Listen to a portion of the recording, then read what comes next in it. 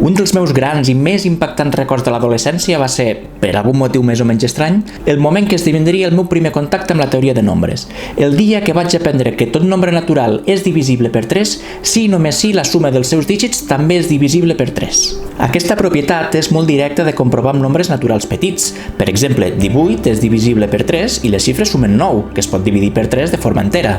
57 és 3 per 19 amb suma de dígits igual a 12, múltiple de 3. I 105 és 3 vegades 35 quan les seves xifres sumen 6, és a dir, 3 per 2. Això sembla complir-se per qualsevol nombre natural que puguem pensar, però podem assegurar que això es compleix absolutament sempre? No importa quan gran sigui el nombre? Podem garantir que no hi ha cap excepció? En aquest vídeo ho comprovarem. Com anem, amics? Soc el Bon George i en aquest vídeo demostrarem que tot nombre natural és múltiple de 3 si i només si la seva suma de xifres també és múltiple de 3.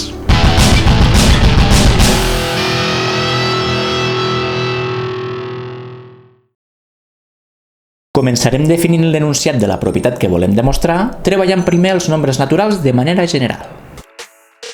En base decimal, que és la manera habitual que tenim d'escriure els números, tot nombre natural de n xifres s'escriu com un seguit de n dígits, que els escriurem amb les lletres de l'abecedari de dreta a esquerra, que poden prendre valors del 0 al 9, amb l'excepció del dígit més a l'esquerra del número, que no pot ser 0. Amb aquesta nomenclatura, A és el dígit de les unitats, B és el de les desenes, C de centenes, etc. I el fet que estiguem en base decimal significa que aquest nombre genèric el podem escriure com una suma de potències de base 10, on cada dígit de dreta a esquerra multiplica potències de 10 amb els exponents començant de 0 fins a n-1.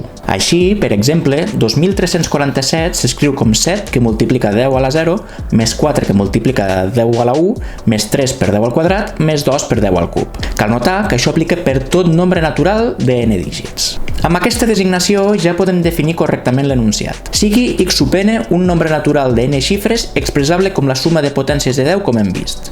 Aleshores, x sub n és múltiple de 3 si i només si la suma de dígits a més b més c més d, etc. també és múltiple de 3. Quan diem si i només si, significa que una expressió implica l'altra, és a dir, d'una banda un nombre múltiple de 3 implica que els seus dígits sumaran múltiple de 3 i d'altra banda la suma divisible entre 3 de forma entera de n nombres implica que el nombre de n xifres formats per aquests nombres també serà divisible per 3. Per tant, si volem demostrar rigorosament aquest enunciat, primer hem de demostrar que A implica B i després que B implica A. Començarem, doncs, demostrant que si la suma de n nombres és múltiple de 3, aleshores el nombre x sub n format per aquests números, independentment de l'ordre, també és múltiple de 3. El truc per fer aquesta demostració és reescriure x sub n utilitzant l'expressió de suma de dígits, i és interessant veure-ho per diferents valors de nombre de xifres n. Per n igual a 1, la suma de dígits ens diu que A és múltiple de 3 d'una banda, i x sub 1 és A de l'altra, de manera que directament veiem que x sub 1 és múltiple de 3. Aquest cas és completament trivial perquè ens diu que si tenim que A és múltiple de 3, aleshores A serà múltiple de 3, que ja ho sabem per construcció, així que anem al cas de dues xifres. Per n igual a 2, la suma de dígits ens diu que A més B és múltiple de 3. Aquesta suma la podem reescriure aïllant el dígit de les unitats A, obtenint que A és un múltiple de 3 menys B. Aleshores, si A és múltiple de 3 menys B, x sub 2, que és 10b més A, el podem escriure substituint-hi A, expressant-lo com un múltiple de 3 més 10 menys 1 vegades B. B és un nombre d'entrada arbitrari, però multiplica 10 menys 1, que és 9, és a dir, un múltiple de 3. Com que els dos termes de x sub 2 són múltiples de 3, aleshores, per la regla associativa de la suma, x sub 2 serà múltiple de 3 sempre que A més B sumin múltiple de 3. Aquesta tècnica la podem aplicar de manera equivalent per n igual a 3. Partim de A més B més C, que és un múltiple de 3. Aïllem A, obtenint que A és un múltiple de 3 menys C menys B, i introduint-ho a x sub 3, que és 10 al quadrat C més 10b més A, obtenim un múltiple de 3 més 10 al quadrat menys 1C més 10 menys 1B. 10 menys 1B hem vist que era múltiple de 3, i 10 al quadrat menys 1 és 99, 3 cops 33, múltiple de 3. Així doncs, independentment dels valors de B i C, si la suma de dígits és múltiple de 3, aleshores x sub 3 també és múltiple de 3 perquè tots els termes de l'expressió ho són. Aquest mètode el podem seguir aplicant per n's més grans i fàcilment veuríem que apareix el terme 10 al cub menys 1 multiplicant a un dígit, 10 a la 4 menys 1 multiplicant a un altre dígit, etc. De manera que x sub n acabarà sent sempre una suma de termes proporcionals a certa potència de 10 menys 1. Així, si som capaços de demostrar que tota expressió 10 elevat a la m menys 1 és múltiple de 3 amb m enter positiu, aleshores tot x sub n serà múltiple de 3. Intuïtivament podríeu pensar que 10 a la m menys 1 són m nous i per tant sempre serà múltiple de 3, com passa per exemple amb 10 menys 1 que és 9, 10 al quadrat menys 1 que és 99, 10 al cub menys 1 que és 999, etc. Però a les matemàtiques la intuïció no ens serveix per res si no tenim una prova rigorosa que ens ho validi per tot valor enter positiu possible de m. Així doncs, demostrarem que 10 elevat a la m menys 1 és sempre múltiple de 3 utilitzant el mètode per inducció. En vídeos anteriors ja hem vist com funcionen les demostracions per inducció, però recordarem breument els passos. Donada una expressió o enunciat quantificable depenent de m, primer cal comprovar que es compleix per m igual a 1, després cal suposar que es compleix fins a m, i finalment cal demostrar que es complirà per m més 1, assumint que es compleix per m. Recordem que la idea d'aquests tres passos és veure que si l'enunciat es compleix per 1, també ho farà per 2, si ho fa per 2, també ho farà per 3, i així fins a qualsevol valor positiu de m. Aleshores, tenint el nostre enunciat que és 10 a la m menys 1 és múltiple de 3, apliquem els passos. Primer pas, per m igual a 1 tenim 10 menys 1 igual a 9, que és 3 vegades 3, múltiple de 3, per tant, es compleix. Segon pas, suposem que es compleix per m, fet. Tercer pas, demostrem que 10 elevat a la m més 1 menys 1 serà múltiple de 3. 10 elevat a la m més 1 és 10 vegades 10 a la m.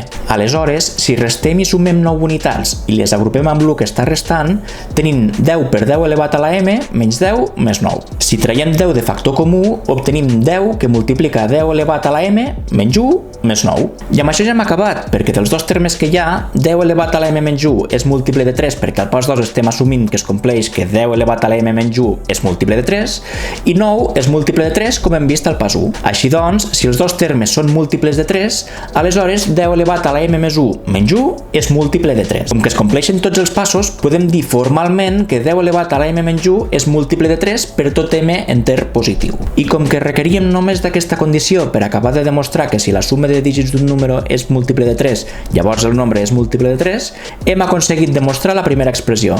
Si la suma de dígits d'un nombre enter és múltiple de 3, aleshores el nombre format per aquests dígits és múltiple de 3.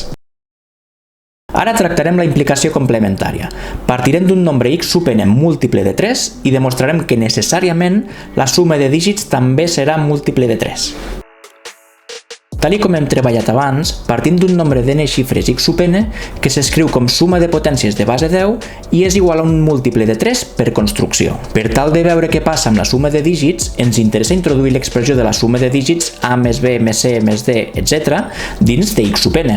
I com que tenim el dígit de les unitats a lliure, n'hi ha prou amb sumar i restar els altres dígits que ens manquen, és a dir, sumem i restem b, sumem i restem c, etc.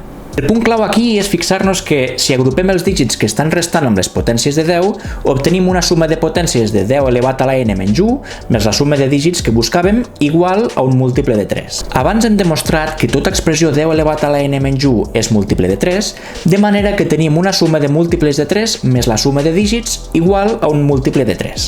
Si aïllem la suma de dígits, obtenim que a més b més c, etc. és igual a un múltiple de 3 menys altres termes, però com que absolutament tots són múltiples de 3, això implica que la suma de dígits serà també múltiple de 3.